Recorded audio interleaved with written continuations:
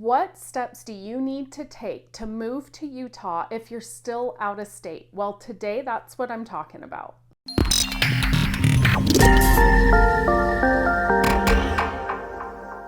Hi, this is Melissa Ballman, and I'm a real estate agent here in the greater Salt Lake City area. So what that means, if you're looking at making a real estate move, I'd love to connect with you.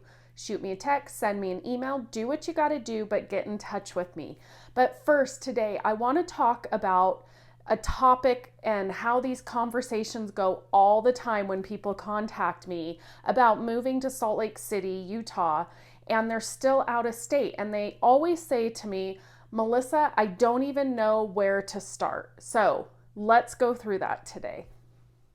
So it doesn't matter. I talk to people that are moving here for job transfers or just because. And the number one thing they always say to me in the first conversation is, Melissa, I don't even know where to start. I'm still out of state. And the one thing I always ask is, are there any commuting things that we need to be aware of? For instance, if you're transferring here for work, do you need to be within so many miles for you to commute into the office? Or do you want to be so many minutes from where you're going to work? Or what geographic things do we need to work with? And that way it helps me point people in a better direction if we start there. Now, it doesn't always have to be work related. More and more people are cyber commuting. And so some people are just moving here just because, but they want to be close to some things. I've talked to people that want to stay within a certain school district for their kids. I've talked to people that want to be close to the ski resorts.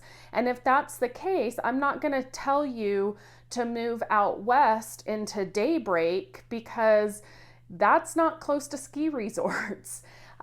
Sometimes it's because of kids' sporting activities, whatever it is outside of work. If there's something that we need to take into consideration, that's the second step to figure out. I often hear people say, I want to live near the mountains and near the trails.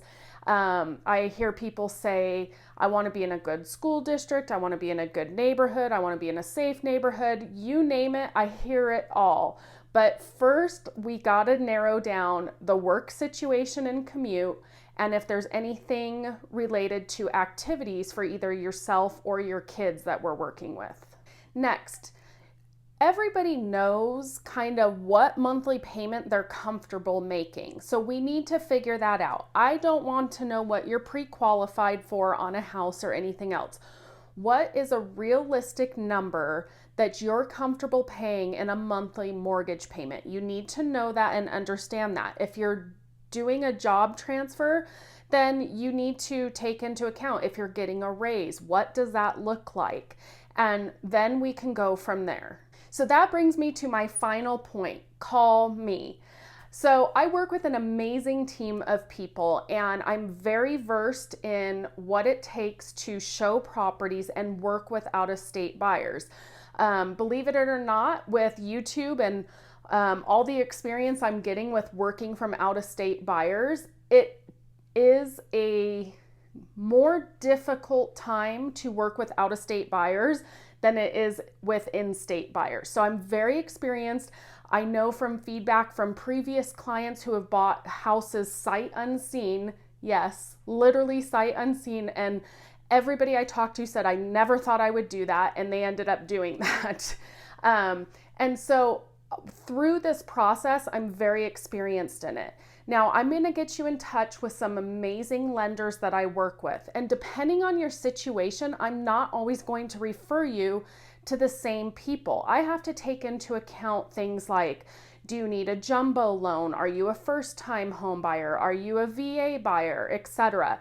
So I have an amazing network of lenders that I work with. So once I get a feel and an understanding of your situation, I will refer you over to some of those amazing lenders to work with, and we will just help you out and get you moved here and take it from there.